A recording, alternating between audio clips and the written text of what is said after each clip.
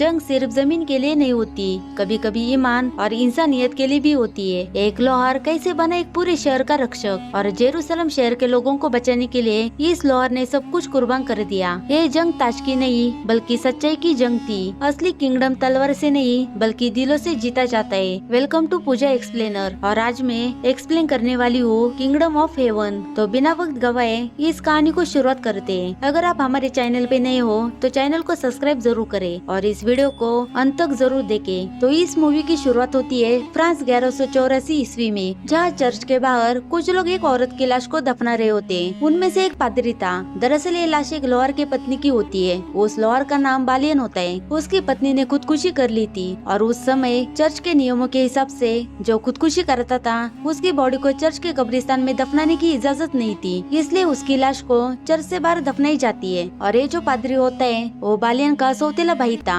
बालियन अपनी पत्नी की लाश को दूर से देख रहा था। वो अंदर से काफी टूट चुका है। वो उससे बहुत प्यार करता था। पादरी उस लाश के गले से क्रॉस को निकाल लेता है और अपने पास रखता है और उस लाश का गला काट कर दफनाने को कहता है। इस बात का पता बालियन को नहीं होता। वही बालियन अपनी बीवी को याद करते हुए फिर से अपना काम शुरू करता है। यहाँ पर पता चलता है कि उसकी पत्नी प्रेग्नेंट थी और उसके बच्चे की मौत हो गई थी, इसलिए डिप्रेस होकर उसने खुदकुशी कर ली। तभी बालियन का भाई उसके पास आकर उसे ताने मारता है कि तुम्हारी बीवी ने खुदकुशी की, अब वो नर्क में जाएगी। तुम्हारी बीवी ने तुम्हें किसी को मुंह दिखाने लायक नहीं छोड़ा। ये सुनकर बालियन को उस पर गुस्सा आने लगता है, लेकिन वो अपने आप को शांत रखता है। तभी वहाँ पर एक काफिला आता है। इस काफिले में घुड़सवार योद्धा होते हैं। वो क्रूसेडर्स का ग्रुप होता है और उनका लीडर गॉडफ्रे है। दरअसल गॉडफ्रे बालियन का असली पिता होता है, लेकिन ये बात बालियन को नहीं पता होती। गॉडफ्रे बालियन को कहता है, मैं तुम्हारा असली पिता हूँ और मैं तुम्हें अपने साथ ले जाने के लिए आया हूँ। ये सुनकर बालियन काफी हैरान होता है, लेकिन वो अपनी पत्नी की वजह से काफी दुख में था, इसलिए वो उनसे मना करता है और कहता है, मेरा दिल टूटा हुआ है, मुझे किसी चीज से मतलब नहीं है। लेकिन गॉडफ्रे उसे समझाता है कि मैं जेरूसलम से तुम्हारे लिए यहाँ पर आया हूँ, तुम्हें वहाँ पर शांति और मकसद मिलेगा। लेकिन बालियन उनकी बात नहीं सुनता, इसलिए गॉडफ्रे वहाँ से जाने लगता है। लेकिन जाने से पहले वो बालियन को जेरूसलम का रास्ता बताता है, ताकि उसका अगर इरादा बदले तो उन तक पहुँच सके। और गॉडफ्रे वहाँ से चले जाते हैं। उसके जाने के बाद पादरी अपने भाई के पास आता है और कहता है, तुम्हारी बीवी ने खुदकुशी की थी और मैंने उसका सर काट दिया। तभी बालियन उसके गले में अपनी बीवी की चेन देखता है और गुस्से से उसे आग की भट्टी में ढकेल देता है, जिससे उसकी मृत्यु हो जाती है। और क्रॉस उसके गले से निकलकर वहाँ से भागने लगता है, क्योंकि यहाँ पर एक पादरी को मारना उसकी सजा सीधे मौत थी। और उसे पता था कि वो यहाँ पर रुका तो गाँव के लोग उसे नहीं छोड़ेंगे, और वो जेरूसलम के रास्ते से निकल जाता है, जहाँ रास्ते में गॉडफ्रे और उसके साथी बालियन का इंतजार कर रहे होते हैं। बालियन अपने पिता को सारी बात बता देता है और कहता है, मैंने एक कत्ल किया और शायद जेरूसलम जाकर मेरे पाप धुल जाए, इसलिए मैं आपके साथ आना चाहता हूँ। अब गॉडफ्रे उसे अपने साथ ले जाता है। सफर करते करते वो एक जगह पर सुराई में रुक जाते हैं। गॉडफ्रे उसे तलवारबाजी सिखाता है। तभी वहाँ पर कुछ सिपाही आ जाते हैं और गॉडफ्रे से कहते हैं कि ये लड़का अपने गाँव के पादरी का कातिल है, इसलिए हम इसे राजा के पास ले जाने के लिए आए हैं। तब गॉडफ्रे कहता है कि ये मेरा बेटा है, इसे मैं किसी के हवाले नहीं करूँगा, इसलिए हमें लड़ना पड़े तो हम लड़ने के लिए तैयार है। सिपाही उसे चेतावनी देते कि कानून के खिलाफ मत जाओ, लेकिन गॉडफ्रे उनकी एक भी बात नहीं सुनता। तभी सिपाही उन पर हमला करते हैं। गॉडफ्रे और उसके लोग तुरंत हथियार निकालते हैं। यहाँ पर लड़ाई काफी तेज और खून खराबे वाली होती है। बालियन पहली बार लड़ाई कर रहा था और वो बहादुरी से उन सिपाहियों को मार रहा था। गॉडफ्रे बूढ़ा होने के बावजूद भी उसकी तलवारबाजी काफी लाजवाब थी, लेकिन वो इस लड़ाई में घायल हो जाता है। गॉडफ्रे के साथी अपनी पूरी जान लगाकर लड़ते हैं और आखिरकार उन सिपाहियों को हरा देते हैं। उसके बाद गॉडफ्रे का इलाज कराया जाता है, लेकिन उसकी हालत काफी खराब थी, इसलिए उसके जीने की उम्मीद काफी कम थी। उसके लोग जल्दी से घोड़े और सामान तैयार करते हैं ताकि इस जगह से वो फौरन निकल सके, क्योंकि और भी सिपाही यहाँ पर आ सकते हैं। और सारे गॉडफ्रे को लेकर वहाँ से निकल पड़ते हैं और पिलग्रिम कैंप पर पहुँच जाते हैं। वहाँ पर गाय नाम का आदमी होता है जो बालियन के साथ काफी बदतमीजी से पेश आता है। दरअसल गॉडफ्रे का सौतेला बेटा होता है। यहाँ पर वो सभी कुछ देर के लिए आराम करते हैं। उसके बाद वो सभी मेसिना नाम के होली लैंड के बंदरगाह पर रुक जाते हैं, क्योंकि गॉडफ्रे की तबीयत काफी बिगड़ चुकी थी। यहाँ पर उसका इलाज किया जाता है। उसके बाद गॉडफ्रे अपने बेटे को अपने पास बुलाता है और कहता है कि तुम्हें जेरूसलम में जाकर बादशाह का सच्चा खादिम बनना है। तुम वहाँ पर एक नई जिंदगी पा सकते हो, जहाँ कमजोर आदमी भी ताकतवर बन जाता है और तुम्हारे सारे पाप वहाँ पर माफ हो जाते हैं। उसके बाद गॉडफ्रे उसे एक तलवार देता है और वो बालियन को नाइट बना देता है और कहता है कि ये तलवार अब तुम्हारी है, लेकिन याद रखना कोई गलत कार्य नहीं करना। वो अपनी अंगूठी बालियन को देता है ताकि उसे ये सब कुछ याद रखे और उसे कहता है कमजोर लोगों की हमेशा मदद करना और उनकी जिंदगी बचाना तुम्हारा फर्ज है। और गॉडफ्रे की मौत हो जाती है। इससे बालियन अंदर से टूट जाता है, लेकिन वो आगे बढ़ता है और शिप से जेरूसलम जाने के लिए निकल पड़ता है। लेकिन बीच रास्ते में तूफान आने की वजह से उनकी शिप डूब जाती है और बालियन को छोड़कर उसके सारे साथी मारे जाते हैं। बालियन रेगिस्तान में अकेला चल रहा था, तभी उसे बीच रास्ते में एक घोड़ा मिलता है। तभी वहाँ पर दो मुस्लिम घुड़सवार आते हैं और कहते हैं ये हमारा इलाका है और एक घोड़ा भी हमारा है, तुम इसे नहीं ले जा सकते।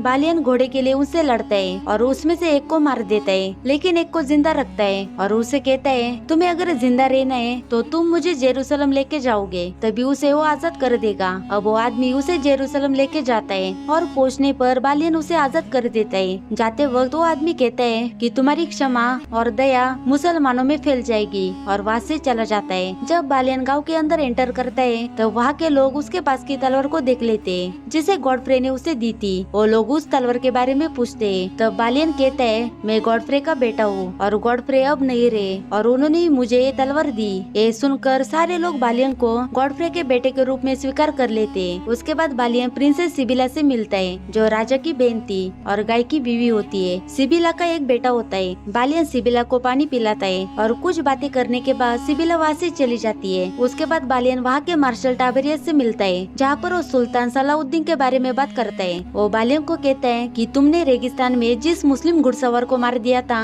दरअसल वो सलाउद्दीन का ही नौकर था, लेकिन जिस आदमी को उसने छोड़ दिया था वो सलाउद्दीन का प्रधान था। उसने सलाउद्दीन को बता दिया था कि बालियन ने क्षमा और दया दिखाई और सलाउद्दीन ने बालियन की काफी तारीफ की और उसने बालियन को माफ कर दिया। दरअसल सलाउद्दीन बहुत पावरफुल किंग है जिसके पास 2 लाख से भी ज्यादा सैनिक थे। यहाँ पर बालियन को पता चलता है कि गाय और रेनॉल्ड मिलकर मुसलमानों पर अटैक करके युद्ध भड़काना चाहते हैं। ये बात बालियन को पसंद नहीं आती। उसके बाद बालियन वहाँ के राजा बाल्डविन से मिलते हैं जो लेप्रोसी से पीड़ित थे, जिस वजह से वो अलग तरह का मास्क पहनता था। वो गॉडफ्रे के बेटे से मिलकर बहुत खुश होता है। वो बताता है कि गॉडफ्रे मेरा खास उस्ताद था। आगे वो बैठकर जेरूसलम की हालत के बारे में बात करते हैं। राजा सलाउद्दीन के साथ शांति बनाए रखना चाहता है। वो बालियन को लैंड इबेलिन जाने के लिए कहता है ताकि वो वहाँ के कमजोर लोगों की मदद कर सके और उस लैंड को और बेहतरीन बना सके। राजा के कहने पर वो लैंड इबेलिन जाता है। तब वो देखता है कि यहाँ पर किसान काफी गरीब है और यहाँ पर पानी की प्रॉब्लम है। सबसे पहले बालियन इस पर काम शुरू कर देता है और पानी की व्यवस्था कर देता है। ये देखकर सब लोग उसे पसंद करने लगते हैं। एक दिन वहाँ पर सिबिला आती है और कुछ दिनों के लिए यहाँ पर रहना चाहती है क्योंकि उसका पति किसी काम की वजह से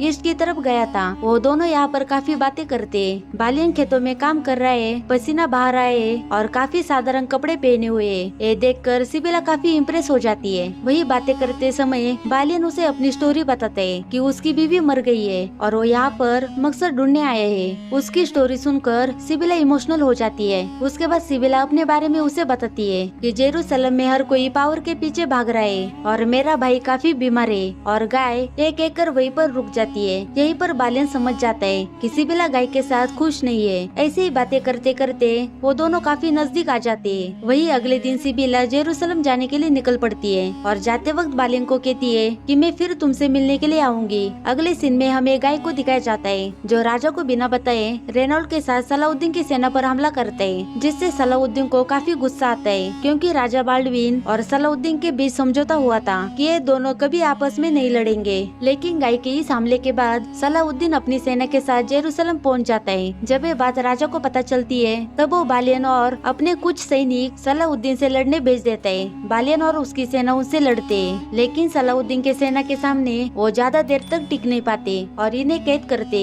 तभी वहाँ पर सलाउद्दीन का प्रधान आता है जिसकी जान को बालियन ने बख्श दिया था, इसलिए वो बालियन को नहीं मारता। तभी वहाँ पर राजा बाल्डविन आता है और वो सलाउद्दीन से माफी मांगता है और कहता है ये हमारी गलती थी और वादा करता है कि रेनॉल्ड को उसके किए की सजा जरूर मिलेगी। इस वजह से उनके बीच फिर से समझौता हो जाता है और सलाउद्दीन यह युद्ध यहीं पर रोक देता है। उसके बाद राजा बाल्डविन रेनॉल्ड को सजा देता है और उसे बंदी बनाया जाता है। तभी अचानक राजा की तबीयत बिगड़ जाती है और वो समझ जाता है कि वो ज्यादा समय जिंदा नहीं रह पाएगा और वो बालियन को अपने पास बुलाता है और कहता है कि तुम मेरी बहन सिबिला से शादी करो और मेरे बाद तुम जेरूसलम संभालो, क्योंकि राजा को लगता है कि गाय और रेनॉल्ड फिर से सलाउद्दीन पर हमला हमला करके जेरूसलम को तबाह कर देंगे। लेकिन अगर बालियन लीडर बन जाएगा तो सलाउद्दीन और जेरूसलम के बीच अमन कायम रह सकता है। लेकिन बालियन मना कर देता है और वो कहता है कि मैं गाय की बीवी से शादी नहीं कर सकता, ये गलत होगा, मैं पावर के लिए ऐसा नहीं कर सकता। बालियन का ये फैसला उसकी ईमानदारी को दिखाता है। लेकिन राजा निराश होता है। प्रिंसेस सिबिला को भी उसका फैसला पसंद नहीं आता और वो उससे नाराज हो जाती है। वो उससे कहती है तुमने जो फैसला लिया है उसका तुम्हें एक दिन पछतावा जरूर होगा, और वहाँ से चली जाती है। कुछ ही दिनों के बाद राजा की मौत हो जाती है। तभी हमें राजा का असली चेहरा दिखाया जाता है, जो लेप्रोसी के कारण उसका पूरा चेहरा खराब हो चुका था। इसके बाद सिबिला जेरूसलम की रानी बन जाती है और उसके बेटे को अगला राजा बनाया जाता है। लेकिन एक दिन सिबिला को पता चलता है कि उसके बेटे को भी लेप्रोसी हो चुकी है। ये देखकर सिबिला अंदर से टूट जाती है और वो अपने बेटे को जहर देके मार देती है, ताकि अपने भाई की तरह वो जिंदगी भर दर्द न सहे। उसके बाद सिबिला अपने पति गाय को राजा बना देती है। राजा बनते ही गाय सबसे पहले बालियों को मारने के लिए अपने आदमियों को भेज देता है। उसके आदमी बालियों को बहुत मारते हैं, लेकिन बालियों की हालत काफी कमजोर होती है, इसलिए उनसे लड़ नहीं पाता और गाय के आदमी उसे मारकर वहीं पर छोड़कर चले जाते हैं। उसके बाद गाय रेनॉल्ड को आजाद कर देता है और रेनॉल्ड अपनी सेना लेके सलाउद्दीन के छोटी टुकड़ी पर हमला करता है। वो सारे लोगों को मार देते हैं। साथ में रेनॉल्ड सलाउद्दीन की बहन को भी मार देता है, जिससे सलाउद्दीन को काफी गुस्सा आता है और वो अपने 2 लोगों को गाय के पास भेजता है, ताकि जिन्होंने उसके लोगों को मारा है उन लोगों का सिर और उसकी बहन की लाश को ले आए। लेकिन गाय उस आदमी को भी मार देता है और कहता है इसका सिर सलाउद्दीन के पास भेज देना, और गाय युद्ध का ऐलान करता है। गाय अपने साथियों के साथ युद्ध की प्लानिंग करने लगता है। तभी बालियन वहाँ पर आता है। उसे जिंदा देखकर गाय काफी हैरान हो जाता है। बालियन उन्हें कहता है कि अगर ये जंग टल नहीं सकती तो दरिया के पास हमारी फौजें रखनी होगी, ताकि जेरूसलम हमारे हाथ से ना जाए, क्योंकि अगर हम सलाउद्दीन के सामने जाके लड़ेंगे तो ये सारी सेना तबाह हो जाएगी और इस शहर का कोई नामो निशान नहीं रहेगा। और सलाउद्दीन यही तो चाहता है कि आप बाहर निकल कर ये गलती करे। लेकिन गाय उसकी बात नहीं मानता। लेकिन टाबेरियस बालियन के साथ था और वो अपनी सेना को युद्ध करने के लिए नहीं भेजता। उसके बाद गाय अपनी सेना लेकर युद्ध करने के लिए निकल पड़ते हैं। वही बालियन टाबेरियस को कहता है कि अगर गाय की सेना हार गई तो सलाउद्दीन का अगला निशाना हम होंगे, इसलिए हमें युद्ध की तैयारी करनी होगी। उसके बाद बालियन सिबिला से जाकर मिलता है। सिबिला अंदर से काफी टूट चुकी थी। वो बालियन को कहती है कि मैंने गाय को राजा चुना, लेकिन मैं गलत थी और मेरी गलती की सजा जेरूसलम के मासूम लोगों को भुगतनी पड़ेगी। लेकिन बालियन कहता है कि ऐसा कभी नहीं होगा और वादा करता है कि मैं जेरूसलम की रक्षा करूंगा, और वहाँ से चला जाता है। वही गाय की सेना आगे बढ़ रही होती है, लेकिन बहुत गर्मी होने की वजह से युद्ध करने से पहले ही उसकी पूरी सेना बेहोश होने लगती है। और इसी बात का फायदा सलाउद्दीन की सेना उठाती है और बेहोश हुई सेना को मारना शुरू करती है और रेनॉल्ड और गाय को पकड़ लेते हैं। सलाउद्दीन रेनॉल्ड को मार देता है, लेकिन गाय को छोड़ देता है और कहता है कि राजा के हाथों मरने की तुम्हारी हैसियत नहीं है। अब सलाउद्दीन को पता था कि जेरूसलम बिना सेना के कमजोर है और वो अपनी सेना को लेकर जेरूसलम जाने के लिए निकल पड़ता है। वही टाबेरियस भी अपनी सेना लेकर जेरूसलम छोड़कर चला जाता है, क्योंकि उसका मानना है कि अब राजा ही नहीं रहे तो ये युद्ध लड़ने का क्या मतलब, और सलाउद्दीन की सेना के सामने हम टिक नहीं पाएंगे। लेकिन बालियन अपने लोगों की रक्षा करने के लिए रुक जाता है। सिबिला बालियन के साथ है और वो उसे सपोर्ट करती है, लेकिन बालियन जानता है कि उसकी सेना काफी छोटी है, जिसमें किसान, व्यापारी और मजदूर है और वो काफी डरे हुए है। बालियन सबको इकट्ठा करके उनका हौसला बढ़ाता है और उन्हें नाइट बना देता है और कहता है हम गॉड के लिए नहीं बल्कि जेरूसलम के लोग और हमारे शहर के लिए लड़ेंगे। बालियन अपनी एक स्ट्रेटेजी बनाता है। वो जेरूसलम की दीवारों को मजबूत करने के लिए लकड़ी और पत्थरों से सपोर्ट देता है। उसके बाद वो तेल के गड्ढे बनवाता है, जिन्हें आग लगाकर सलाउद्दीन की सेना को रोका जा सकता है। वो तीरंदाज को दीवारों के ऊंचे हिस्से पर रोकने का आदेश देता है, ताकि सलाउद्दीन के सिपाहियों पर तीर चला सके। बालियन सिबिला को बच्चे औरतों को सेफ रखने की जिम्मेदारी देता है। अब युद्ध की शुरुआत हो जाती है। सबसे पहले हमला सलाउद्दीन की सेना करती है। वो आग के गोले फेंकना शुरू करती है, जिस वजह से जेरूसलम की दीवारें हिलने लगती है, जिससे जेरूसलम को काफी नुकसान पहुंच जाता है। लेकिन बालियन कोई जवाबी हमला नहीं करता और अपने लोगों को सेफ जगह लेके जाता है। अब अगले दिन सलाउद्दीन की सेना फिर से आग के गोले इन पर बरसाते हैं और अब सलाउद्दीन की सेना 400 गज आगे बढ़ती है। तब बालियन की सेना तेल के गड्ढों पर आग लगाती है और ये आग सलाउद्दीन के कई सिपाही और टावर को जला देती है। और जब सलाउद्दीन की सेना 300 गज आगे बढ़ती है तब बालियन अपनी सेना को पत्थर फेंकने के लिए कहता है। जैसे जैसे सलाउद्दीन की सेना आगे बढ़ती है, बालियन अपनी नई स्ट्रेटेजी का इस्तेमाल करता है और जब 90 गज पर पहुंचती है तब बालियन तीर चलाने के लिए कहता है, जिससे सलाउद्दीन के कई सारे सैनिक मारे जाते हैं। जब सलाउद्दीन के सैनिक दीवार पर चढ़ने लगती है तब बालियन की सेना उन पर गर्म तेल फेंकती है और बालियन उस तेल को आग लगाने के लिए कहता है, जिससे सलाउद्दीन के कई सारे सैनिक मारे जाते हैं। ये देखकर सलाउद्दीन हैरान हो जाता है और अपनी सेना को पीछे हटने का आदेश देता है। रात में सलाउद्दीन अपने प्रधान से पूछता है कि जेरूसलम में कोई नाइट नहीं बचा तो ये आखिर है कौन जिसने इतनी अच्छी रणनीति बनाई। तब प्रधान कहता है कि ये गॉडफ्रे का बेटा है और उसी ने ही मेरी जान बख्शी थी, इसलिए उस दिन मैंने भी उसकी जान बख्श दी। तब सलाउद्दीन कहता है कि तुम्हें उसे तभी मार देना चाहिए था। अब अगले दिन सलाउद्दीन दीवार के कई पॉइंट पर एक साथ अटैक करता है और बची हुई बाकी सेना दीवारों पर चढ़ती है। बालियन की सेना उन्हें दीवारों के ऊपर आने से रोकती है और जो ऊपर आते हैं बाकी छिपी सेना उन्हें तलवार से मारते हैं। बालियन भी बहादुरी से लड़ता है, लेकिन वो लड़ते वक्त जख्मी हो जाता है, लेकिन फिर भी अपने लोगों की रक्षा करने के लिए वो उनसे लड़ता है। तभी बालियन अपनी सेना को आदेश देता है कि जो लकड़ी के टावर सपोर्ट के लिए बनाया था वो उसे बारी बारी से गिरा देना और गर्म तेल डाले और कुछ सिपाही नीचे जाकर अचानक से हमला करे। उसकी सेना ऐसे ही करती है, जिससे सलाउद्दीन की सेना पीछे हट जाती है। अब रात में सारे सिपाही काफी थक चुके थे और काफी जख्मी हो चुके थे। सिबिला और बाकी औरतें उन्हें मलहम पट्टी करवाते हैं। वही सलाउद्दीन की सेना काफी कम होती जा रही थी, इससे वो काफी परेशान होता है। तभी प्रधान कहता है कि जेरूसलम की दीवार अब काफी कमजोर हो चुकी है और उनके पास अब काफी कम सैनिक बचे हैं और हमारे पास उनसे भी ज्यादा।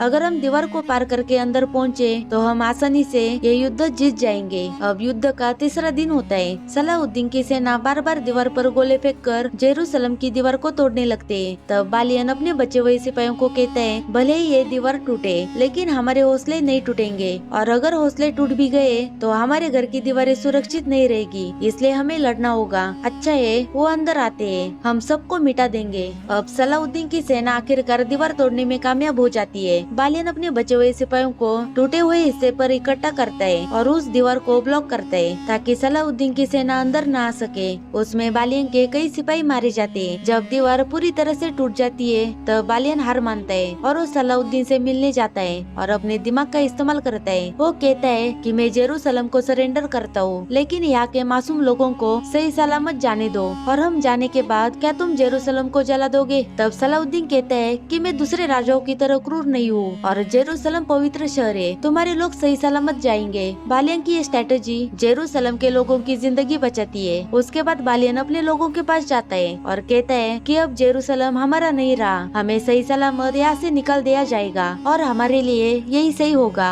उसके बाद बालियन सिबिला के पास जाता है और कहता है, तुम्हारा भाई यानी कि सबके राजा बाल्डुइन हमारे दिल में है और इस सल्तनत को मुझसे कोई छीन नहीं पाएगा, लेकिन हमारे लोगों के लिए हमें यहाँ से जाना होगा। और बालियन अपने लोगों के साथ जेरूसलम छोड़कर चला जाता है और जेरूसलम सलाउद्दीन जीत लेता है। वही बालियन का मकसद शुरू से सल्वेशन ढूंढना था, जो अब उसे मिल गया और वो कई लोगों की जान बचाने में कामयाब रहा। उसके बाद बालियन सिबिला के साथ अपने गाँव वापस आता है। मूवी के एंड में हम देखते हैं कि बालियन अपनी पत्नी के कब्र के पास होता है। उसके बाद वो सिबिला के साथ अपने अगले सफर के लिए निकल पड़ता है। मूवी की एंडिंग कहती है कि सच्चा किंगडम ऑफ हेवन तलवार या धर्म से नहीं बल्कि इंसानियत, दया और सम्मान से मिलता है। और इसी के साथ मूवी यहाँ पर खत्म हो जाती है। Thank you for watching.